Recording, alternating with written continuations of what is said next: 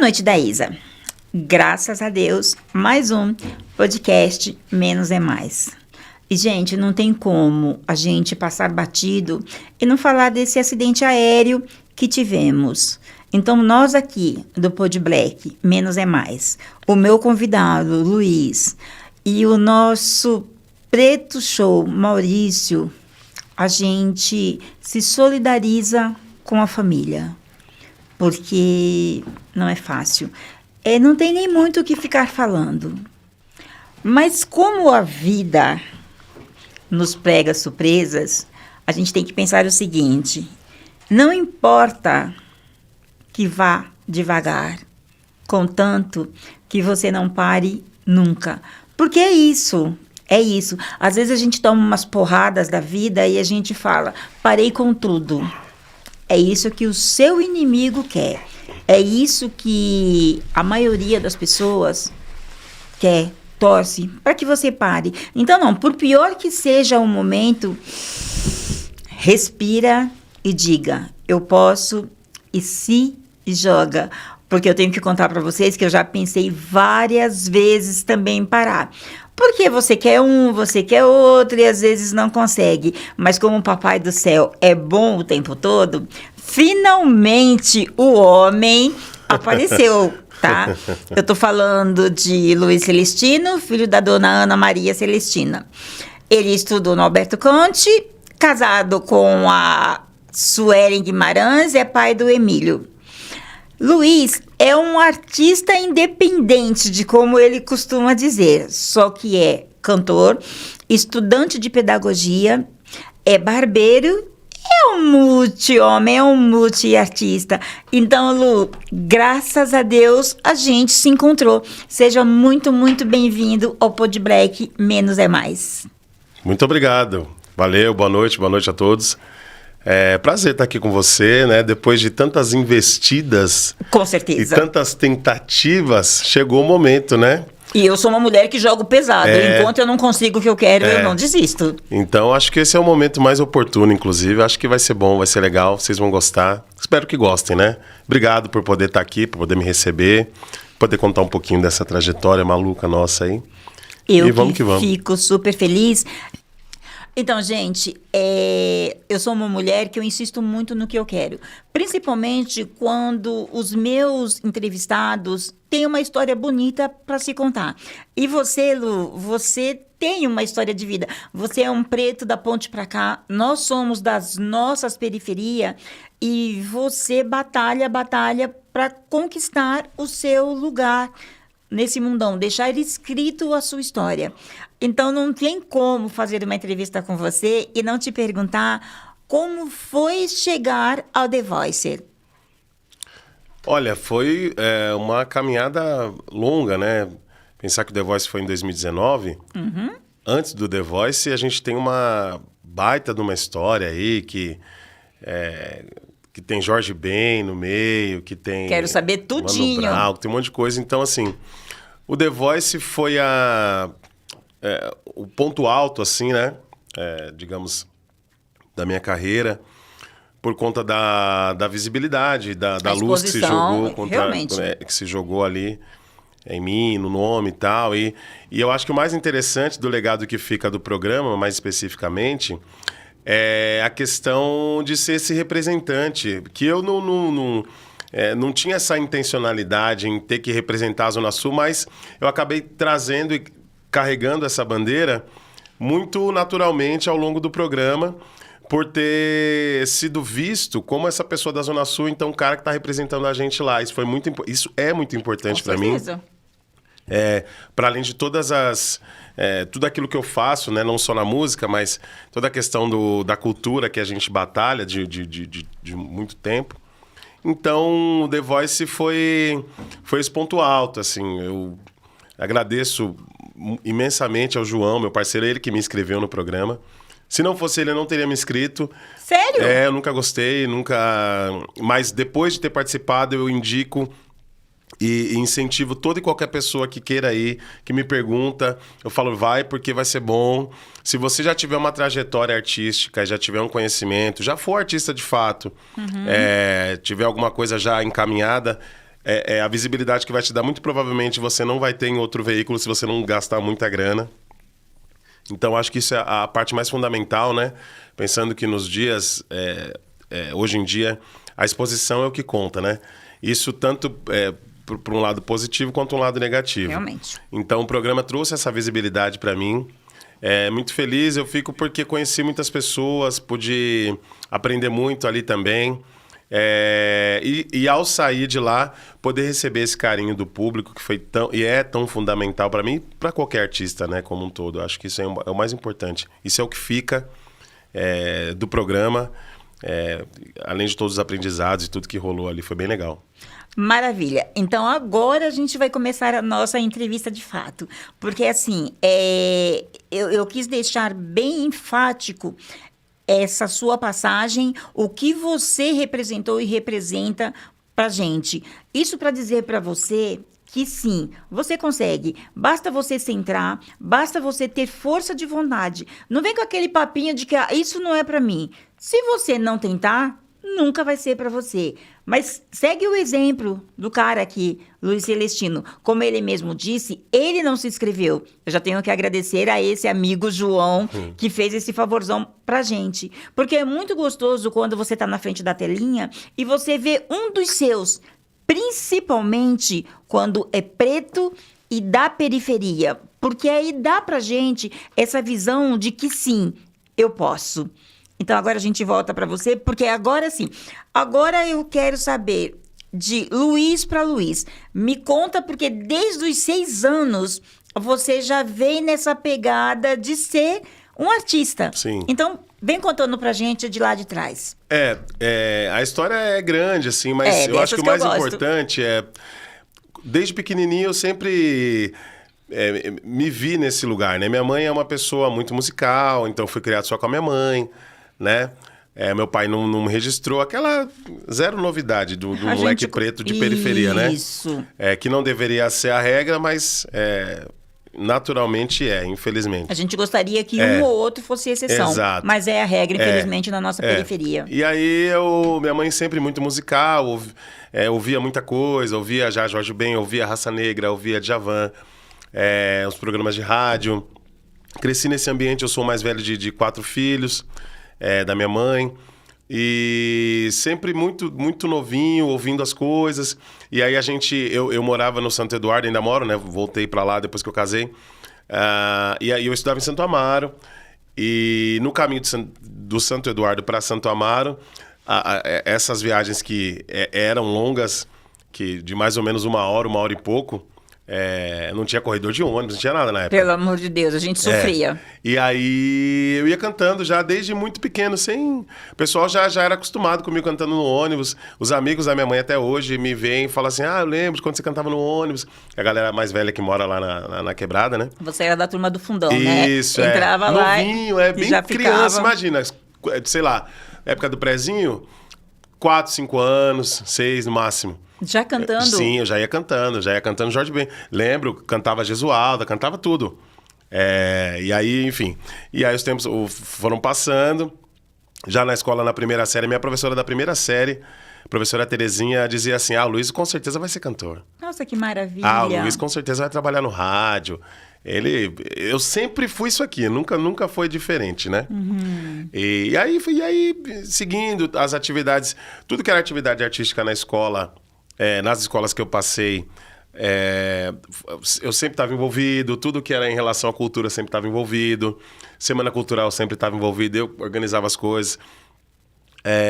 Então foi algo muito natural para mim, esse caminho, essa veia artística, né? Seja através da música, seja através, talvez, do teatro, quando era mais novo. Uhum. E isso foi seguindo e se permanece até hoje, assim. Eu não consigo me ver sem isso. Eu nunca me vi sem isso, na verdade.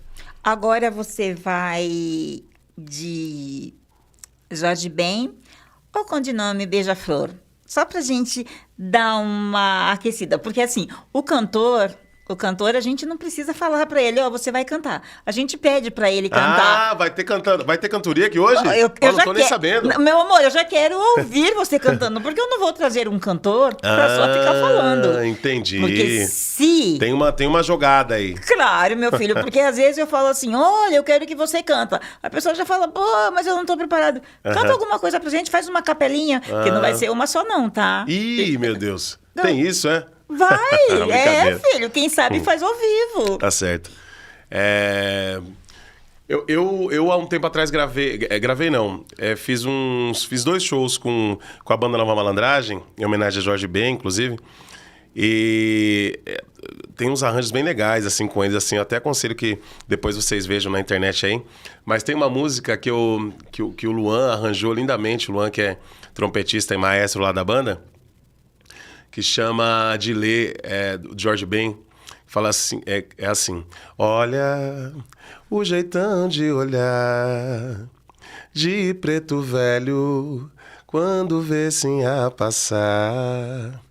Olha com carinho, ternura, enciumado e orgulhoso, pois ele é o padrinho de Sinhá. Foi quando Sinhazinha nasceu, às pressas teve que se batizar. Preto velho foi padrinho e conseguiu Sinhá salvar. De lê, de lê, de lá, de lê, de lê, de lá. La la ya la ya, la la ya la ya, la la ya la ya, la ya, la la ya la ya, la la ya la ya, la la ya la ya. Mais ou menos assim. É exatamente isso que eu falo. Quem sabe faz ao vivo. É isso aí. E se a gente... Pego de surpresa, né? Eu imaginei que você veio assim meio que preparado, porque, velho, você é cantor, você vive disso, você faz isso desde tenre, bem de novinho. Então seria impossível você passar aqui pelo Podbreak só pra ficar falando comigo, né? É tipo cantar mesmo, é tipo uma surpresinha que não sei se é agradável pra você, mas pra mim super. Você adora, né? Amo. E vai ter mais algumas, tá? Só pra você. Agora você já pegou o pique da coisa, então agora, se você tiver uma sua mesmo, daqui a pouco você manda a sua, porque não adianta a gente ficar endeusando quem já está aí, a gente quer mostrar que os nossos, além de cantar muito bem, os nossos ídolos, eles também fazem o trabalho de casa. Sim. Eles também têm o produto dele, né? Mas vamos continuar. Então, você, desde novinho, saiu cantando por aí. Será que é por causa disso que você é um dos idealizadores do som de quintal? Sim, exatamente. Eu quero que você fale pra gente um pouquinho disso. Como você chegou a isso? Porque assim, você canta, não foi muito difícil. Mas e daí? Qual foi o pulo do gato? A gente começou esse projeto em 2021. Começamos em 2021, 2022 ali. Porque... Terminando pandemia. Isso, exatamente. A gente... A ideia central, assim, era poder... A gente estava num show, eu, a Deia e o Ivan, na Vila Madalena, de um parceiro nosso, André Mota. E André Mota, a gente tava o Maxon, o Rael, sonzeira, legal pra caramba o som. E a gente tava nesse show e tal, era finalzinho do ano. E aí eu falei assim, eu tive a ideia, eu falei, pô, essa parada tinha que rolar lá na Quebrada, mano. Esse som aqui tinha que rolar lá, de alguma forma. Porque era um barzinho pequeno, assim, sofisticado, legal pra caramba. E aí eu senti essa necessidade de ter essa sonoridade da ponte pra lá. E uma outra questão também que me fez ter esse insight, e que logo, assim que eu tive a ideia, a gente estava junto, eu, a Deia e o Ivan. E aí quando eu tive essa ideia e falei, olha, acho que a gente podia fazer isso aqui lá na Quebrada, a Deia falou, mano, vamos fazer. Na hora, assim. Então a ideia surgiu aqui, já passei para ela, pro Ivan, e falou, vamos fazer.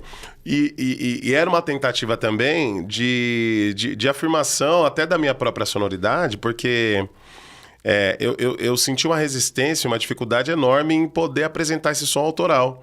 Apresentar esse som black, fugindo do clichê. E nada contra, obviamente, de que a periferia só ouve o pagode, o sertanejo, ou não sei o quê, que são ritmos que têm a sua relevância e o seu apelo, mas que tem gente que quer ouvir outras coisas também. Sim. Né? E aí eu senti essa necessidade de mostrar o meu som também no quintal de casa. Então a iniciativa surge, aí eu crio o nome, Quintal de Casa.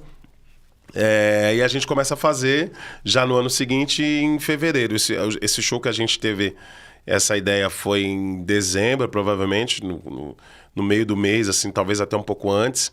E aí em fevereiro do ano seguinte a gente já colocou na rua o projeto, com o Tony Gordon sendo o primeiro convidado. Ele que tinha acabado de ganhar o programa do The Voice, que tinha ganhado acho que um ano antes.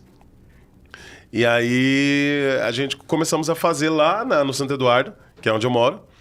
E deu super certo. Começou como quintal de casa, porque era aquela coisa que a gente queria trazer esse público, né, periférico do território, mas que migrasse também de outros territórios para poder compor essa massa negra, de gente simples, de gente que gosta de música boa, gosta de música negra e que sente essa falta por não ter lugares que possa se curtir esse som. Então, para você levar seu filho, levar os amigos, ser um ambiente familiar como eram os quintais. Isso antigamente. É maravilhoso. Hoje em dia as casas praticamente não tem mais quintal, né? Só a não ser as casas mais antigas. Então a gente quis trazer de volta, quis rememorar esse tempo, porque a gente acha que esse tempo foi fundamental para a construção de uma consciência e de uma afirmação negra e periférica paulistana. Então a gente nasce com o intuito de trazer a música como esse elemento norteador, mas englobando várias outras culturas que fazem com que a gente se veja pertencente a um estilo, enfim, um grupo que faz a diferença e que está na periferia e que quer fazer cultura também. Nossa, isso é maravilhoso, porque assim, creio eu que quando você teve o insight, que você passou para a Deia e que vocês realmente colocaram isso no papel, a priori, vocês pensaram nos seus, os que estão próximos. Isso. Porque assim, a gente não tem diversão de qualidade. Sim. Tudo que você vai fazer pro lado de cá, você tem que pensar no transporte, você tem que pensar no lanchinho, você tem que pensar se você pode levar o seu filho ou se não, com quem você vai deixar o seu filho. Sim. E imagino que você deve ter vivido muito essa fase do quintal, então nada mais justo que você trazer isso pra gente, pra nossa Sim. periferia e com um nome que diz muito. Sim. Som de quintal, porque também tem aquele negócio. A gente vai pra um show aí fora, muitas pessoas falam assim, porra, mas eu não tenho a roupa pra vestir, eu não tenho o sapato. A partir do momento que você batiza que é um som de quintal, pessoal, entenda, não é pra você ir todo bagunçado. Sim. Mas é pra você ir curtindo essa vibe. Sim. É um som de quintal. Você vai lá para curtir um barato, para curtir um som maneiro, você pode colocar lá o seu jeans, o seu tênis, vai de chinelo, vai como for. O importante é saber que vocês criaram o projeto para que todo mundo que tinha desculpa de não sair, Sim. poder escutar. No quintal da sua casa, No quintal inclusive. da sua casa. Então, qual é a mesma que é autoral? Olha, tem algumas, né? Eu quero pelo menos duas. Pelo menos duas, Pra né? aquecer agora, nessa agora, pegada. né? Depois a gente joga mais. Vou trazer a mais recente, porque essa mais recente é uma música, inclusive, que nós tocamos a primeira vez no show que eu fiz no Sesc Campo Limpo, no ano passado, que inclusive Maurício estava com a gente. E ele, inclusive, juntamente ali com o time, né? Ele fez a linha de metais desse som. Foi um baita de um show, enfim, showzaço mesmo. Ficou marcado na memória. A galera sempre pergunta desse show.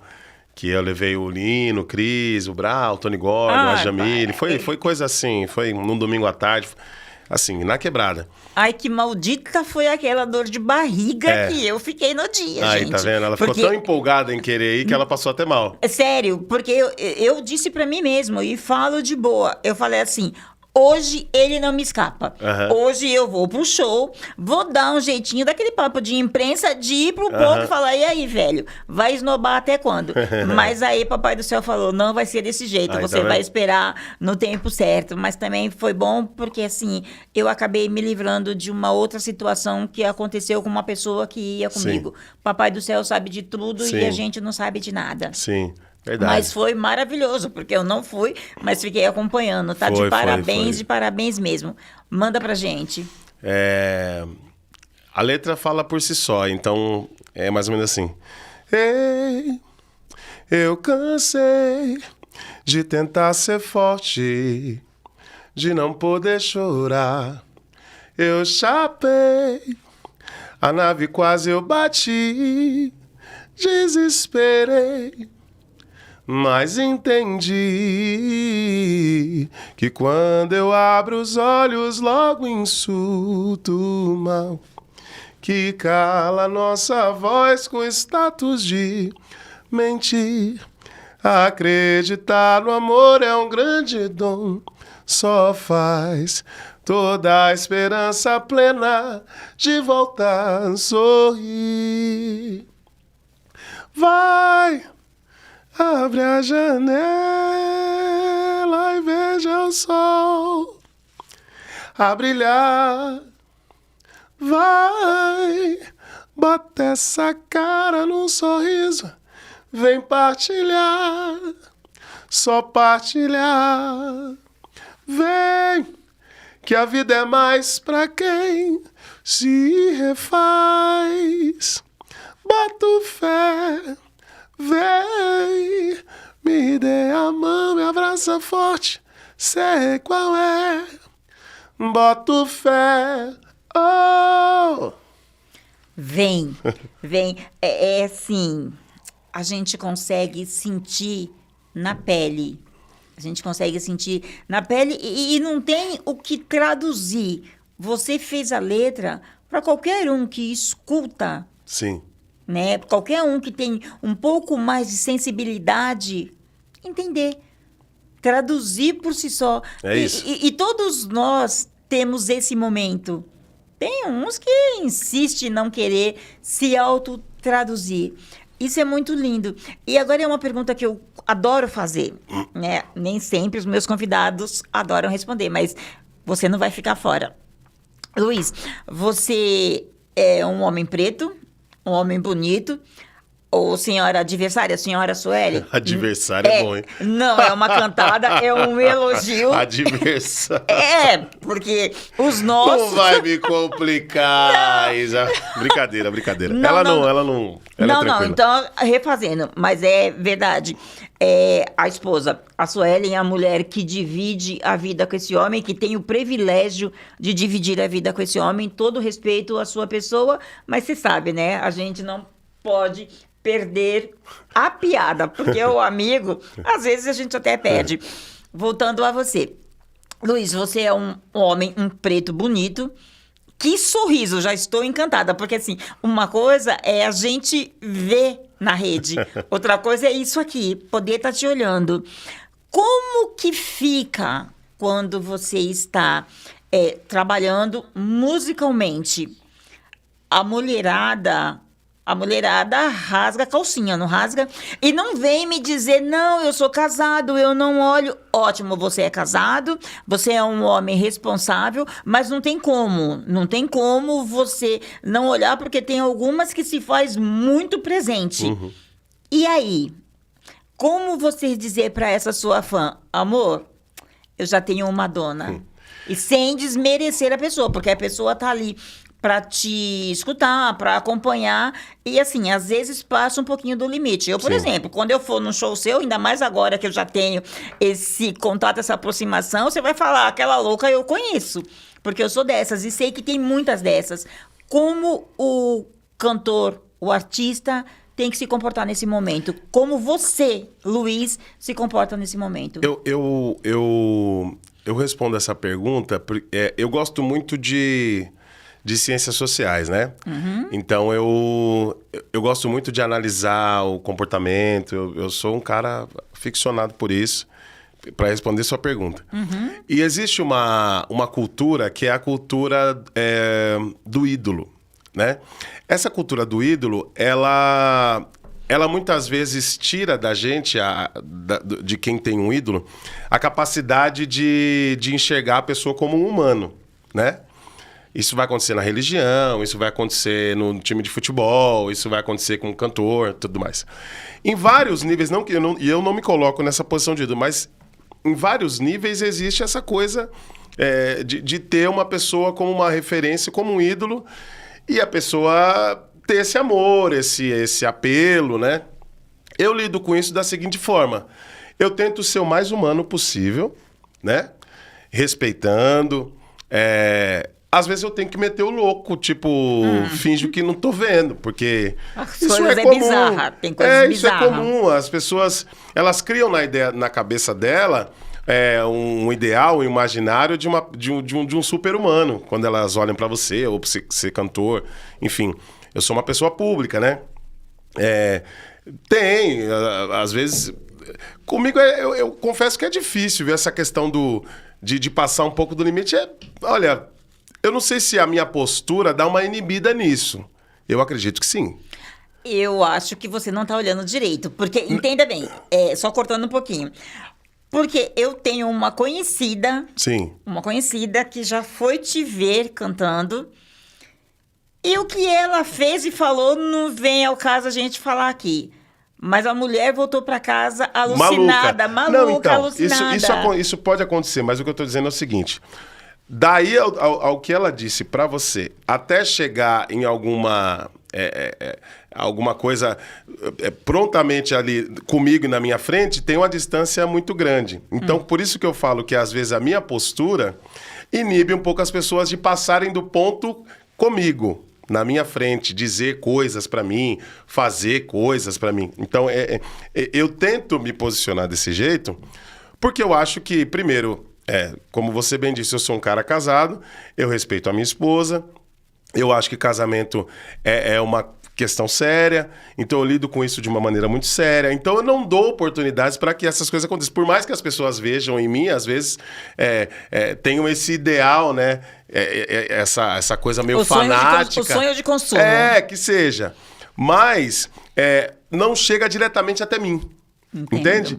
Por conta de que esse posicionamento, né, essa postura meio que dá esse bloqueio da pessoa pegar e ter alguma atitude que seja assim, que passe do ponto em relação a mim. Então, eu sou muito tranquilo em relação a isso. Às vezes, o pessoal manda mensagem, não sei o que, aí eu, legal... Aí eu dou uma de doido, né? Pra pessoa achar que eu sou doido, então eu finjo que não tô vendo. Mas já rolou aquele lindo tesão, bonito e gostosão. Não, isso é normal, isso acontece. Então, maravilha. Isso acontece, não tem porque como. Assim, gente, eu não vou falar agora, porque eu tô entrevistando, mas a única vontade que dá é de realmente falar isso, tá? Mas eu vou me comportar, porque assim, a gente tá muito próximo e como Faça eu disse... isso. E como eu disse, do mesmo jeito que eu respeito o adversário que tá lá em casa, eu respeito a adversária que também tá em casa. Porque você me falou uma coisa muito bonita e isso eu gosto de replicar. As pessoas às vezes pensam que a gente brinca de estar casado. Não, sim. Casamento é uma coisa muito séria. Por mais que eu chegue, por mais que eu abrace, que eu beije, eu estou fazendo isso no meu contexto profissional, mas não esquecendo de que tem o adversário lá, a pessoa que tá comigo para tudo, entendeu? E que eu tenho que respeitá-lo. E você deixou bem claro isso, que você também, você tem a Suelen, é a sua esposa, é a mulher com quem você quer viver uma vida e a mulher a quem você deve realmente respeito. Eu já era fã. Com isso, fiquei mais ainda. Porque tem aquele pessoal, desculpa, que se empolga. Sim. Se empolga. Tá no show e a mulherada tá lá arrancando as calcinhas, o cara lá é pra mim, tá vendo? Não, e fica cheio de contatinho. Não é por aí. Eu não tenho nada contra os contatinhos. Mas se você tem uma parceria ali fixa, vamos respeitar isso, vamos deixar a meninada, vamos deixar os rapazes ali se consumir, ficar imaginando, porque no seu imaginário, cada um faz o que quer. Porque eu não vou nem contar no meu imaginário que tá se passando, Jesus. Canta mais um pouquinho pra gente, Lu. O que você quer que eu cante agora? Codinome Beija-Flor. Pra que mentir, fingir que perdoou, tentar ficar amigos sem rancor.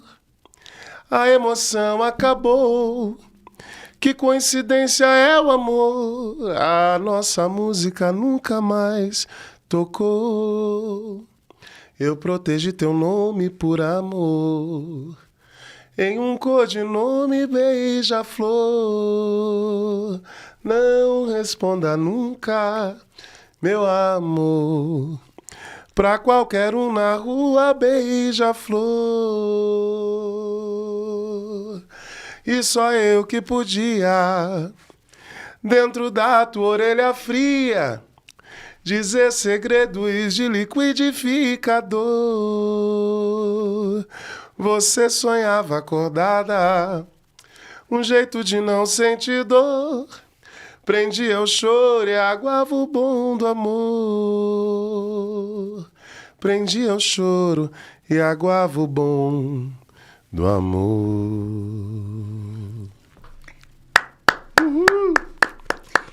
Eu pedi essa porque nas suas audições a cega... Essa foi a que a Ivete virou. Essa foi a que a Ivete virou.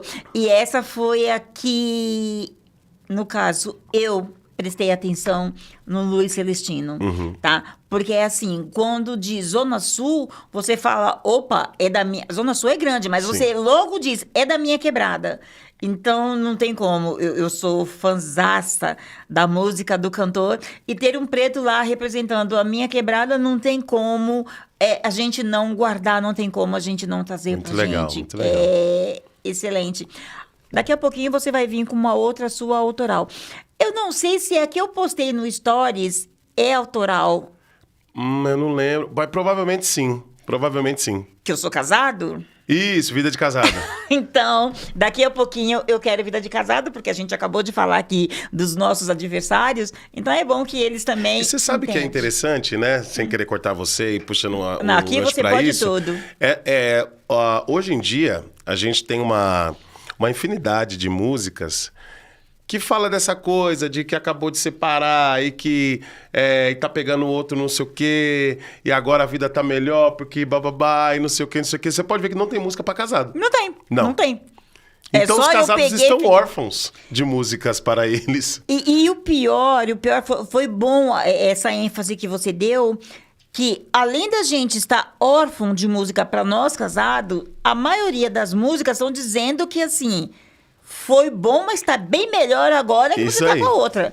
E isso é insuportável. Pode acontecer? Pode acontecer, obviamente, né? Mas não se justifica. Porque claro assim, que não. Eu estou há 39 anos com um adversário.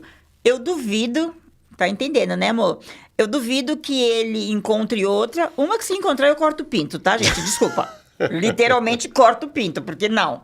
Aonde eu assinei o nome não é para encontrar outra. Mas é impossível, tô sendo um pouquinho, né, folgada para mim mesmo, é que ele vai encontrar uma outra pessoa que faça ou que viva com ele tudo o que a gente viveu.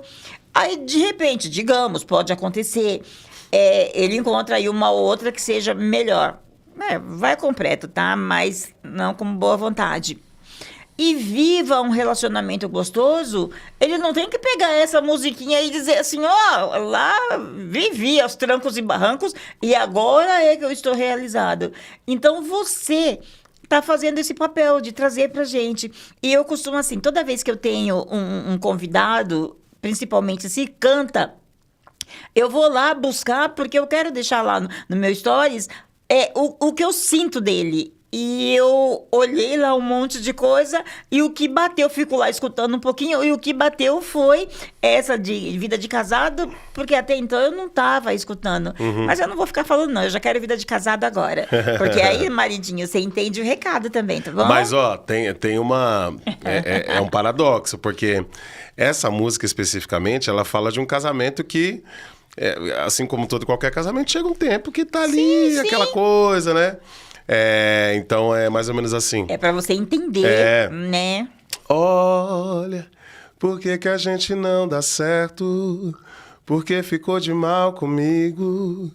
tô te sentindo tão distante. Olha, eu sei que eu ando distraído, já não te noto como antes e tenho trabalhado tanto. Talvez seja melhor darmos um tempo, mas não vou me acostumar longe do Pedro e a Ana que tá pra nascer. Eu quero ver ela crescer ao nosso lado.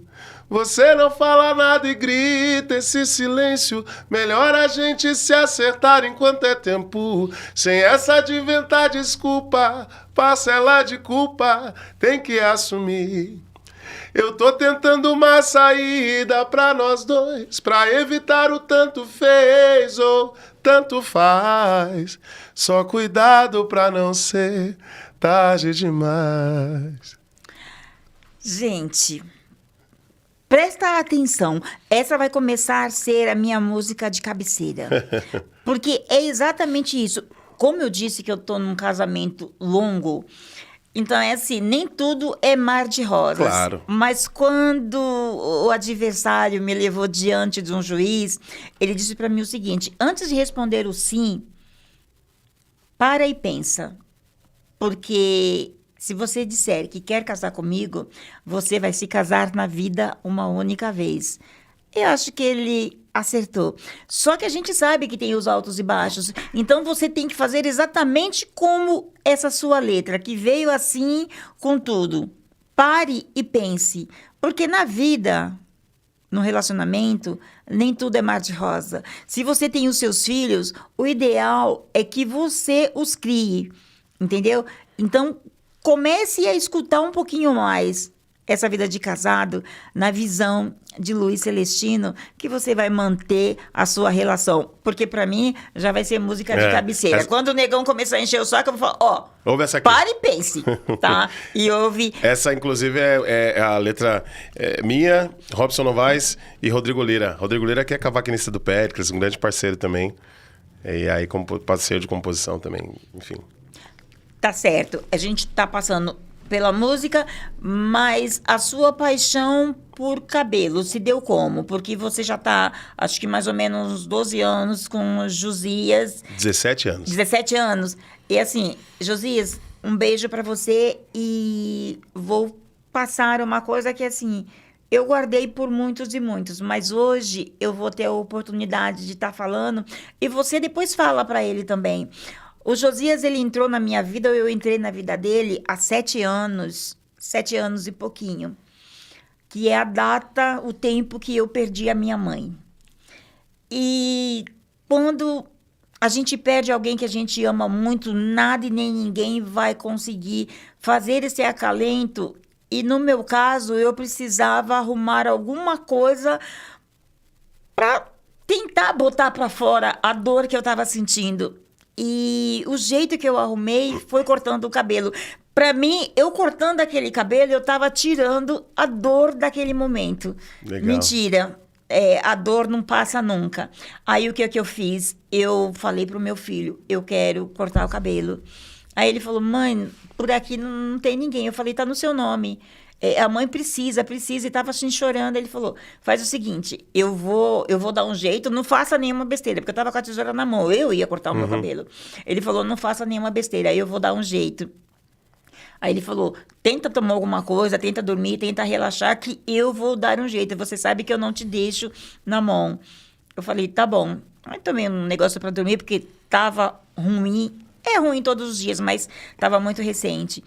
No dia seguinte, 2 dias depois, ele me veio com Josias. Ele pegou e falou assim, é longe, mas eu vou te levar, tá? Chega lá, você fala o que você quer. Então, o Josias, ele tem para mim essa referência. No momento que eu estava no salão, eu consegui sentir um pouco menos de dor. Eu senti que naquele momento, eu estava cortando aquela dor. Lê de engano, eu cheguei careca e a dor continuou logo depois. Mas todas as vezes que eu vejo reportagem, que eu vejo alguma coisa, ou que o nome Josias Barbershop vem na minha cabeça, é esse momento. E eu quero aproveitar agora para te agradecer, porque naquele exato momento você foi o remédio que eu precisava. Que legal. E eu fiquei de voltar, mas é assim, ao mesmo tempo que naquele momento foi a minha cura, depois continuou sendo a minha dor. Eu preciso fazer isso, eu preciso ir um dia no salão, eu preciso dar um abraço nele, mas todas as vezes que eu falo que vou, alguma coisa trava. Agora eu vou lá cortar com o Celestino, né? E a gente vai deixar esse momento que foi lindo, mais lindo ainda. Que legal. Então, a gente mudou, inclusive, estamos num espaço muito maior. Que isso? Monstrão. Lá inclusive, eu quero estender o convite para todo mundo que estiver assistindo aqui. Esse podcast é muito legal lá, né? Porque eu tô lá, não. A gente fez um trabalho muito legal lá. Josias, né? Desde 1993 ele corta. Só eu tô lá desde, enfim, há 17 anos. E eu eu cheguei lá através de um convite de um amigo que, na época, ele tinha banda com o Josias. O Josias era baixista da banda. E o Evandro, que era o guitarrista na época, que inclusive eu sou padrinho de casamento dele, eu já trançava cabelo, né? Já trabalhava lá na galeria. Ele falou, o parceiro meu, o baixista da minha banda, tá precisando de alguém para trançar cabelo lá. Você não quer ir lá? Fazer um teste lá e tal. E eu fui nesse dia, no dia os caras estavam ensaiando. Nossa, que lindo. E aí, na época, eu não cantava muito assim. Eu tinha montado um grupo de rap com os parceiros no Santo Eduardo. Mas há tempo já não cantava. E aí, quando eu cheguei lá, os caras estavam ensaiando com uma banda. Então, foi a primeira vez que eu vi uma banda ensaiar mesmo. Eu fiquei maluco. Eles tinham uma banda de reggae chamada Sobrenatural. E aí, com o tempo, o vocalista saiu. E aí, quando o vocalista saiu, os caras colocaram eu pra cantar. O meu primeiro show foi no Circo Voador, inclusive. Gente. Abrindo o show pro Jorge Ben. Mas esse elo foi através do Evandro que me levou pra lá pra trançar cabelo. E eu comecei a acompanhar as rotinas ali da banda. Eu fui ser road deles. Eles já faziam bastante coisa e tal. E aí, a partir daí, eu comecei a trabalhar lá no salão.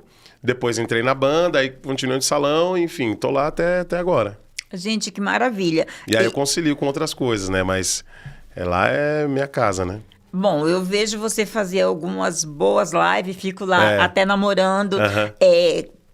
Quando você faz sozinho e quando você faz com Josias, a gente percebe que é um casamento perfeito. Sim. Né? Então, eu vou aproveitar a oportunidade para dizer que eu sei que pode até ser demais para o meu caminhãozinho, mas se houver a possibilidade, eu quero, nem que seja lá, entrevistar a Josias. Pô, seria legal. Seria legal pra caramba. Aí vai ficar no seu nome de me dar essa força. Poxa, seria legal pra caramba. Não, eu quero. E assim, gostaria muito de trazê-lo ao espaço. Sim. Mas como eu sei que ele tem trocentas coisas para fazer, a agenda é bastante corrida, se não tiver jeito, a gente dá um jeito de ir lá e entrevistar, porque assim, ele faz parte da minha história. Sim. E eu não sabia disso. Eu provavelmente não estava no dia que você foi, né? Agora que eu começo a pensar e parando aqui e olhando para você... Provavelmente eu estava. Você estava. E eu vou procurar a foto... desse dia, depois eu te mando. Porque olhando agora pra você estava no dia. Ai, que legal. Você tem uma memória fotográfica boa. Tenho. Eu também tenho. Tanto é que quando eu comecei a olhar um pouco mais, porque agora eu tive que fazer a minha lição de casa, a memória que eu tenho do Luiz Celestino não é do The Voice, não é das lives que ele faz. Antes. Mas, assim, algo não encaixava. Sim. E agora aqui, olhando para você, e que eu trouxe esse momento desse dia. Muito provavelmente, porque há 7 anos atrás eu ainda não fazia faculdade, então provavelmente eu estava lá. Tava. E foi um sábado, assim, logo cedo. Sábado eu tava, com certeza. Sábado cedo. E com assim, certeza. Olhando pra você, eu tenho certeza absoluta. É que, assim, quando a gente vai marcar, você escolhe. Como eu não conhecia nada e nem ninguém, tava tudo por conta do filho. Sim. Ele já falou assim, ó, você já vai logo com o dono da porra toda, entendeu? E depois a gente falou assim, não, mas... Tem muita gente bacana lá, porque teve outros cortes. Sim. Mas você tava. Que legal. Você tava nesse dia e é super gostoso a gente encontrar os nossos. Isso, verdade. Agora, pedagogia. Por que pedagogia? Porque eu sou muito inquieto em relação à justiça social, a questão... da educação como forma de transformação, não só de quem é mais novo, mas da sociedade como um todo. Eu acho que tudo passa por aí, não tem como, invariavelmente, tem que passar por aí. E eu sempre tive muitas críticas, assim, a como o caminho, os rumos que o mundo tem tomado, principalmente por uma desigualdade que é social, que é racial, mas que também é de aprendizado, que é de saberes, né? Existe uma desigualdade, existe um abismo enorme. E aí, quando eu terminei o ensino médio em 2003, eu já tinha essa vontade de dar aula de história, eu sempre gostei. E aí, quando meu filho nasceu, eu falei, poxa vida, eu queria tanto poder contribuir para além da paternidade, mas contribuir de uma forma, com uma educação formal mesmo. E aí eu fiquei pensando no que fazer e como fazer. E aí eu falei, vou fazer faculdade. Mas antes disso, sempre lá no salão, eu tive uma briga assim feia com a Suelen. E aí depois dessa briga eu falei, cara, eu vou fazer alguma coisa. Vou fazer alguma coisa diferente. Eu peguei e me inscrevi na faculdade. E aí me inscrevi para fazer o curso de História. E aí quando eu cheguei na faculdade, já no começo das aulas, eu descobri que não tinha fechado a turma de História pro período da manhã, que é quando eu posso fazer, porque a minha esposa estuda à noite. E aí a moça da secretaria falou, olha, não fechou a turma, ou você faz à noite, ou você faz um outro curso. E aí ela falou, eu falei, quais cursos tem? Ela falou, aí tinha lá Direito, não sei o quê, tinha Psicologia e Pedagogia. Aí eu gosto de Psicologia também, porque eu gosto, que nem eu falei pra você, dessa coisa de olhar, analisar comportamento, enfim, tentar olhar dentro da pessoa. As meninas da minha sala falam que eu sou meio, como é que fala? Meio médium, assim, sabe? Porque eu consigo olhar pra cara da pessoa e já saber... Não é sempre, obviamente, né? Mas eu tenho esse negócio. Você é meio, eu sou inteira. E aí eu falei, putz, mas eu não quero ir pro consultório, eu queria ir pra sala de aula, que eu quero tentar deixar um legado ali, né? Enfim. E aí eu falei, vou fazer pedagogia. E aí entrei no curso de pedagogia. E aí pretendo fazer um mestrado em ciências sociais, em alguma área específica assim, ou fazer uma pós assim, em ciências sociais ou história, porque eu pretendo trabalhar com Fundamental 2 e médio, né? E aí no final trabalhar dar aula em universidade. Quero escrever também, né? Já, enfim, escrever algumas coisas. Eu pretendo escrever a biografia da minha mãe, contando a história dela, né? Dessa coisa de empregada doméstica no Brasil. Enfim, vim pra cá muito nova pra São Paulo, bababá. O Brasil é o país que mais tem empregada doméstica no mundo, então queria fazer alguma coisa assim. Quero fazer. Tá. Então esses são os planos, né? Então por isso que eu fui pra pedagogia, meio que por acidente, mas eu tô gostando pra caramba. Acho interessante. E aí isso tá me dando também uma bagagem pra mim poder educar meu filho, porque através do aprendizado que eu tenho em sala de aula, eu posso entender as fases dele, entender por que ele está fazendo tal coisa agora, por que ele está dizendo tal coisa. Então, essa preparação eu tô achando bem importante, assim. Bem legal. Nossa, é super interessante porque, assim, não basta ser pai. Tem que participar. E a maioria é o mínimo, dos homens, a maioria dos homens acha que botou um filho no mundo, se mora junto, chega, dá um beijo e volta à noite e dá outro beijo e a vida toca. Se não mora junto, acha que R$300 resolve o problema. Não, ser pai vai muito além. Vai muito além. E essa coisa gostosa que você está fazendo de conhecer o seu filho, né? Conhecer as fases do seu filho mediante ao que você está estudando. Você não vai errar nunca.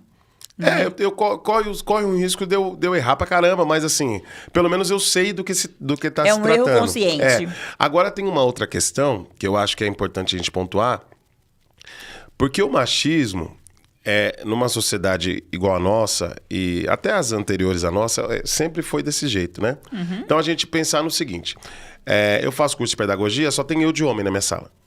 Na verdade entrou o Rafael agora, tem um outro. São 47 mulheres. Eu tô no 4º semestre. São 47 mulheres. E 2 homens. E 2 homens. E aí é uma coisa assim interessante, porque A pedagogia, e aí vai ser muito mais voltada pro ensino do infantil, que vai do infantil e até o Fundamental 1, que é até o 5º ano. Uhum. Se a gente pensar na questão da divisão do trabalho, as pedagogas ou os pedagogos como um todo, eles estão na base da pirâmide e são eles que recebem menos. E aí a gente tem que questionar isso. Por quê? Porque é quase que regra que só mulheres cuidam.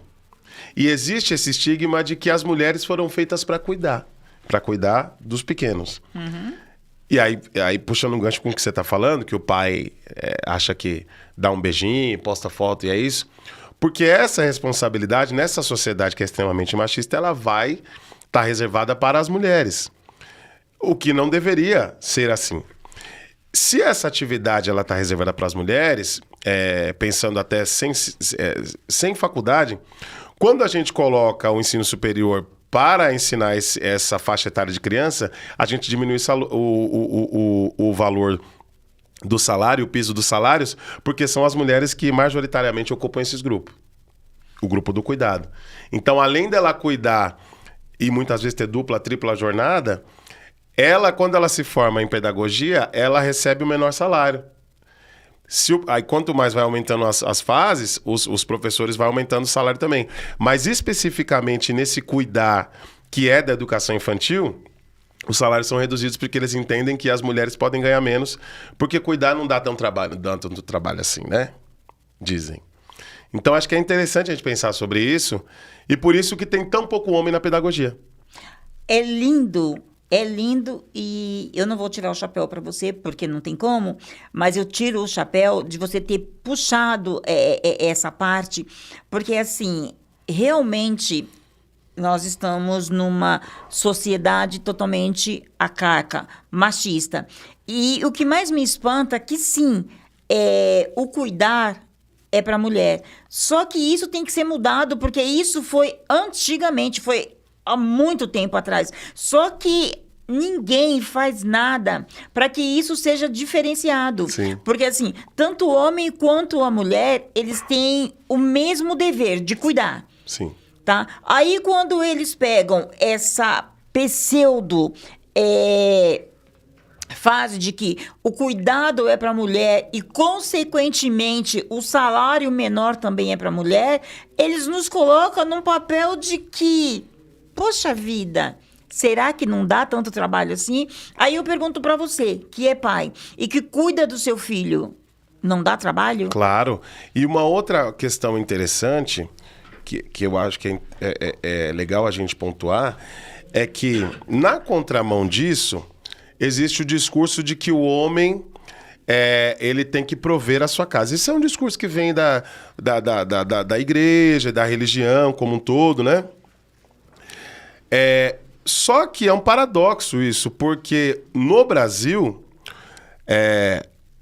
a maior parte das famílias, elas são chefiadas por mulheres negras. Sim.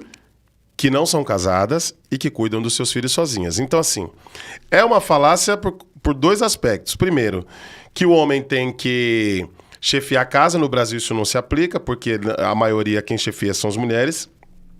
E de que o homem tem que prover a sua casa. Também é uma outra falácia, porque quem provê as coisas em casa majoritariamente são as mulheres, e as mulheres negras. Sim.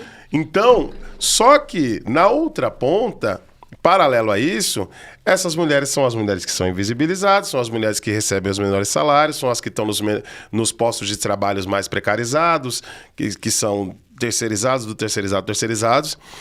Então, tem um vácuo aí que é um vácuo de mentira. Porque verdadeiramente, quem sustenta esse país, quem cuida das crianças e quem educa e quem faz as coisas são as mulheres. Então, esse papel, e assim, eu fui criado só pela minha mãe, né? Uma mulher negra. Você sabe muito bem do que você está falando. Exatamente. Você viveu todas na pele. As amigas da minha mãe, todas, talvez, assim, de todas que eu conheço, nenhuma é casada, todas são negras e todas, vou colocar todas, vamos generalizar aqui, todas são empregadas domésticas. E eu tô falando de várias. tias, todas. Então, isso é um dado muito simbólico, porque diz respeito a esse Brasil, que é o Brasil real é esse, de fato. O Brasil é o país que mais tem empregada doméstica no mundo. 70% dessas empregadas domésticas são mulheres negras. Essas mulheres negras são as que sustentam suas casas. Boa parte dessas mulheres, elas não casam. Aí a gente tem os estudos que falam sobre a solidão da mulher negra e tudo mais, porque a mulher negra, ela muito dificilmente vai casar, ela vai constituir família e tudo mais. Então, essas questões a gente precisa problematizar, né? Porque Luiz, esse é o Brasil real. Luiz, você tem que dizer sim. Sim. Você vai voltar comigo, sim, mas não para falar do Luiz Celestino cantor. Para a gente levantar essas temáticas e para a gente discutir, não, para a gente conversar sobre. Sim. Você vai ter, entre aspas, a obrigação de levantar alguns dados, eu vou levantar alguns dados, porque assim, desde que eu resolvi estar à frente do Podbreak Menos é Mais, eu não quero só aqui mostrar um rostinho e um corpinho lindo, eu acho, e nem trazer convidados com um rosto lindo, como é o seu caso. A gente está aqui também para colocar o dedo na ferida. Claro. Porque a gente está não só no ano de eleição, mas também no ano de eleição que os nossos candidatos a majoritários, eles não querem entender isso. Eles não falam nos seus planos de governo como mudar isso, como amenizar isso, como fazer com que a mulher deixe de ser invisibilizada, entendeu? E ele vai, de alguma forma, procurar essa mudança. Não, eles falam de tudo menos disso. Aliás, eles falam muito pouco na mulher, eles falam muito pouco na comunidade, eles falam muito pouco na periferia. Eles falam muito deles. Sim. E se a gente está aqui e se a gente pode enfiar o dedo na ferida, vamos começar a fazer isso, vamos começar a juntar pessoas que têm essa mesma visão que você. Esse espaço que eu tenho, mas que a gente também pode ir no itinerante, entendeu? Vou chamar a Bora Produção, porque ela também tem uma cabeça maravilhosa, pra gente tá vendo um jeito da gente falar mais sobre isso, pra gente tentar ajudar essas mulheres, porque assim, gente, eu sou casada, mas eu tenho várias amigas que é mulher, preta, criou os filhos sozinha, pobre, criou os filhos sozinha e não tem um amor. Ela não tem um amor porque o amor até aparece. Minto. O homem aparece. O homem aparece querendo sexo. O homem aparece querendo tirar o pouco dinheiro que essa mulher consegue deixar guardado para ela. Porque ela paga água, luz, casa, veste os filhos, dá de comer. E aí aparece o homem que, na visão dela, é a pessoa que está me amando. Minto. Na nossa visão, que de vez em quando a gente tem que falar assim, amiga, se toca, que ele não tá te amando. Ele quer te comer, desculpa a expressão, e catar o pouquinho que você guarda. Realmente. Então, a gente precisa realmente meter o dedo nessa ferida e juntar pessoas que têm o mesmo propósito pra gente conversar sobre. Mas eu quero aqui, com esses dados levantados, você fazendo pedagogia não vai ser difícil, e eu também quero aprender com você. Eu vou trocar. Vai ser um prazer. Eu vou trocar, mas também eu quero aprender. É o que eu mais gosto de falar. Então, já estamos fechados, a gente só vai ver uma data que dê para você e que dê para mim, porque aí não é mais o multiartista. É o homem, é o pai, é o provedor e é o homem que está querendo mostrar que não é só um rostinho e um corpinho bonito. Muito obrigado. E isso é muito gostoso, porque poucas são as vezes que eu estou com um homem que tem essa mentalidade, que tem essa visão. O homem, ele diz geralmente assim, não, realmente as coisas não tá legal, mas para por aí. O discurso dele não vai além. Eu falo porque eu gosto de estudar isso, eu gosto muito de ler sobre isso, eu gosto de ouvir pessoas sobre isso, eu gosto muito do diálogo com essas pessoas. Eu acho que a academia, né, pensando na universidade, ela tá muito distante do brasileiro real, assim, sabe? Você falou de política, a esquerda, inclusive, tá anos-luz, eles não conhecem. Esses dias eu tava pra gente finalizar, pra não tomar muito tempo também, eu tava num lançamento de uma campanha e eu falei isso, né? Eu falei, olha, cadê as mulheres negras evangélicas aqui? Vocês não estão dialogando. O evangélico no Brasil, ele corresponde a 46% da população. É muita gente. A gente precisa dialogar com essas pessoas, porque a direita nada de braçada nesse campo, através do fundamentalismo, através de soluções vazias e colocando Deus que é tudo mentira, mas eles estão conversando com eles. E aí a galera, assim, era um clima de festa, aí eu joguei um balde de água fria no negócio. Eu imagino. Mas todo mundo me agradeceu porque a gente precisa se situar, sabe? E como eu gosto dessa pesquisa, além de história e sociologia, enfim, análise do discurso, eu gosto muito, né? Então, vamos voltar pra gente bater esse papo, com certeza. Não, já tá super combinadinho. Eu só vou ver a data, e aí eu tenho que ver se dá também legal pra você, pra gente vir com essa temática, porque é muito interessante. Sim. E o que eu mais estou gostando é que é uma conversa com um homem. Sim. Tá? Porque se eu tivesse com uma mulher, o pessoal ia falar, isso fluiu naturalmente. Sim. Né? Que é mulher preta da ponte pra cá, não. Mas você é um homem e tem uma visão diferenciada. Então, eu tiro o chapéu, te aplaudo de pé, coisa essa que eu também não vou poder fazer nesse momento. Obrigado. Mas a gente já tá fechado, porque isso vai ser muito interessante. E digo além, a gente vai começar essa conversa aqui e depois a gente vai sentar pra gente fazer alguma coisa de real.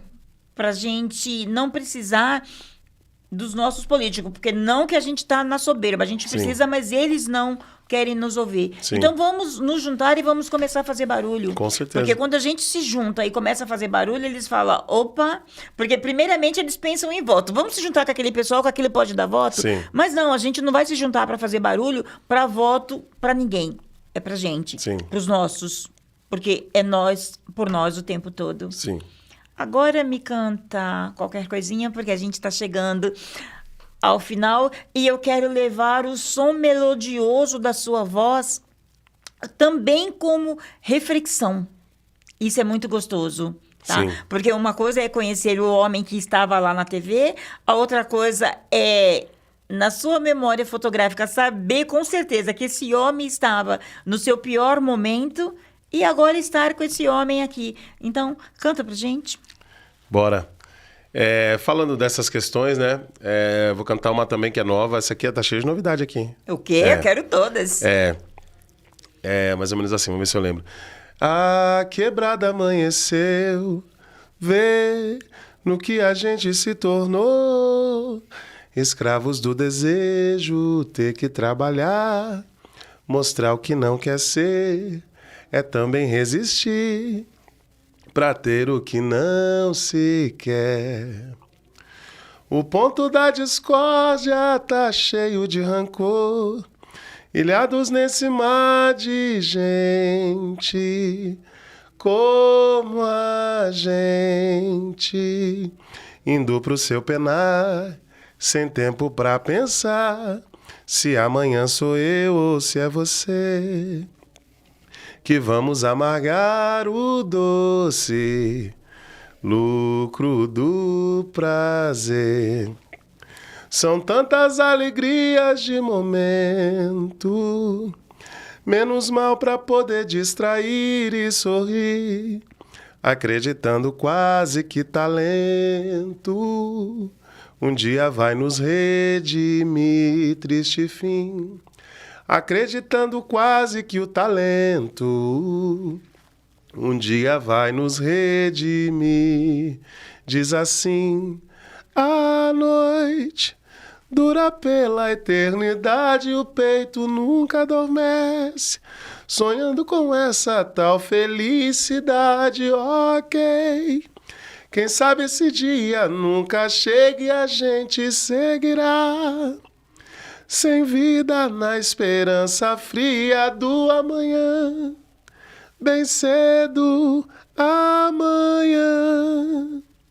bem cedo amanhã, bem cedo a quebrada amanheceu. Entendeu, gente? A quebrada amanhece realmente muito cedo, porque a gente não tem tempo para sonhar. A gente tem que levantar e produzir, porque senão a gente nunca vai chegar lá. E por mais que a gente produza, dificilmente alguns chegarão lá. Então vamos fazer assim, vamos aproveitar esse momento, vamos pegar a batalha de Luiz Celestino, que é um homem bonito. Eu não canso de dizer isso porque é verdade, mas é um homem humano, é um homem que consegue pensar um pouquinho fora da caixinha. Então, a gente tem que pegar isso como exemplo e multiplicar. Então, é fato que ele volta porque é sobre isso que a gente está falando. Agora, de bate-pronto, de Luiz para Luiz, o que você diria para você há 15 anos atrás? 15 anos atrás, você é doido mesmo, cara. O que você diria, o que você vai dizer para você tem 30 e poucos, o que você vai dizer para você daqui mais 50 anos? Valeu a pena. E o que eu digo para você, é um prazer imenso estar com você, conhecer um pouco mais sobre você, dividir a bancada e ousar fazer algum projeto, porque, cara, você é muito foda, tá? Você não é só o menino que eu vi na televisão, você não foi o cara que só representou a minha quebrada, você é um homem desses que a gente não encontra todo dia. Muito obrigado. Tá certo? Então, agora, a gente está finalizando, e eu costumo dizer assim, a vida tem me ensinado que dinheiro é bom, mas a minha maior e melhor fortuna são essas trocas, são esses novos encontros, são esses novos aprendizados, são essas pessoas que alguns eu realmente vou levar para o meu dia a dia, outros talvez nem tanto, porque assim, cada um tem o seu que fazer. Às vezes eu sou meia chatinha, fico insistindo, você é um dos que eu vou ficar insistindo, mas eu também tenho que entender e respeitar que a vida continua, o barco toca, mas dinheiro não é tudo. Eu tenho dito para todo mundo que a minha fortuna está sendo os meus convidados. Alguns demoram um pouquinho mais, e aí depois, quando está comigo, pensa assim, porra, até podia ter vindo um pouquinho antes, espero que esse seja o seu caso. Mas se não for, foi o momento exato. Deixa um beijo bem gostoso para a adversária, para a Suelen. E a adversária que eu falo é de um modo carinhoso, tá? Jamais querendo criar nenhum climão. Um beijão para o filho, que eu tenho certeza absoluta que ele tá tendo e vai ter o melhor pai. E aí eu digo para você, Tiago, meu filho, eu não fui fazer a faculdade de pedagogia, mas eu aprendi na vida que nada melhor do que a gente criar com amor aquilo que a gente bota no mundo. E você está replicando isso, porque você faz isso muito bem feito com a minha neta Valentina. E no último sábado eu tive o prazer de estar com você no chá do Akin e vejo o quanto você está babando, o quanto você está idealizando também esse novo momento. Mozão, você nunca dá as caras, mas eu não seria eu se você não tivesse por detrás de tudo isso. Você costuma dizer que eu sou a doida da família, que eu sou a sua estrela, mas uma estrela jamais brilha sozinho se a gente não tem quem nos dê a mão, quem tira o nosso sapato, quem arruma a nossa comida e quem diz para você, vai que eu tô aqui por detrás de tudo isso. E agora, deixa só as suas redes sociais pra gente, Lu. Tá.